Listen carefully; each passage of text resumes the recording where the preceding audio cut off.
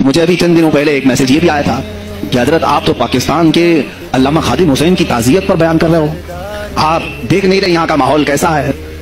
अजीजा निगरानी, उस दिन मुझे अफसोस इस बात पर हुआ, सवाल पर, हाय अफसोस, इस कदर तुम्हारी जमीन मुर्दा हो गए, इस कदर तुम बुज़दिल हो गए, लाखों लोगों के दिलों में शमा इश्क़ मुस्तफ़ा जगाने वाले पर तुम्हारी जुबान बंद है, तुम्हारी जुबान बंद है। मैंने सिर्फ एक जुमला कहा, कोई फर्क नहीं पड़ता, मैं उस मुल्क में रह रहा हूं जहां का प्राइम मिनिस्टर एक सुअर खबीस फ्रांस के सदर के लिए ट्वीट कर सकता है, तो मैं पड़ोसी मुल्क की किसी आशिक रसूल की ताज़ियत क्यों नहीं कर सकता? क्यों नहीं ताज़ियत कर सकता?